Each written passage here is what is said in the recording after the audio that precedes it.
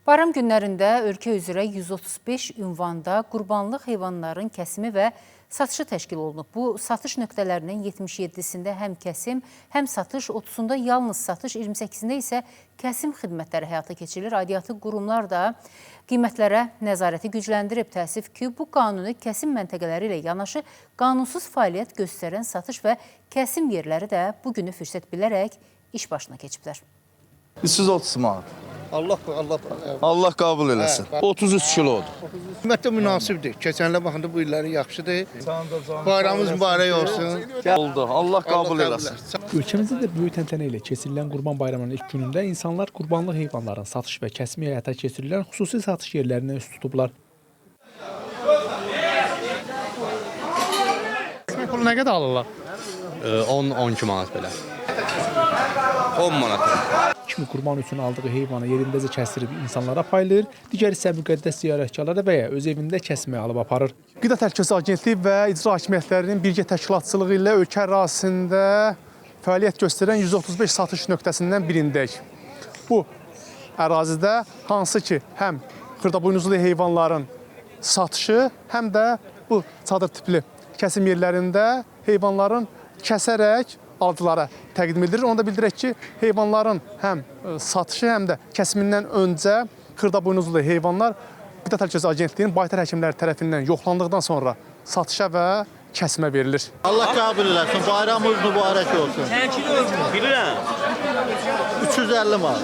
40 kilodan xara, 40 kilodan xarasa 9 manat uşaq satan uşaqdır. Siz satırsınız? Bəli, həmin satıyoruz. Qanunsuz satış və kəsimin qarşısını almaq məqsədi ilə Qida Təhlükəsizliyi Agentliyinin qeydiyyatından keçmiş kəsim və satış məntəqələrinin də sayı artırılıb.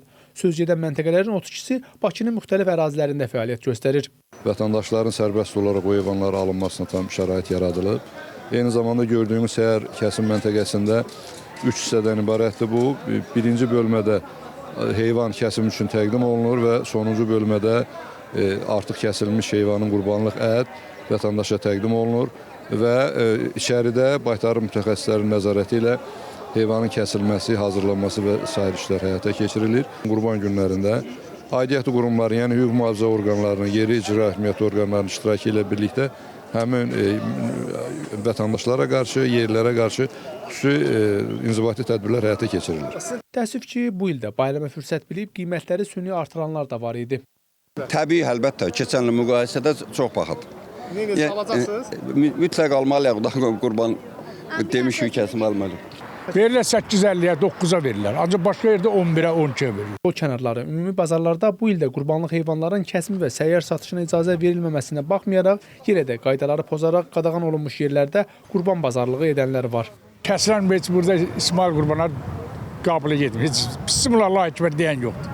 Bura ucuz olduğuna görə, o üçün də gəlib alırlar burada. Növbəti ünvan Binəqədi rayonu Cəfərxandan 52-ci ünvanı fiziki şəxs Kənan Baxşəliyev tərəfindən təşkil olunan satış və kəsim nöqtəsi. Təəssüflər olsun ki, burada alıcılar çox olduğu üçün elə nəzarət də yox səviyyəsində də hansı ki heyvanlar antisantar vəziyyətdə kəsilərək alıcılara təqdim olunur. Bayram günlərində Qida Təhlükəsizliyi Agentliyi ilə yanaşı rayon icra hakimiyyətinin əməkdaşları tərəfindən də kəsim və satış yerlərinə ciddi nəzarətin olacağı anonsu verilsə də, ancaq görünən mənzərə bunun tam əksini deyir.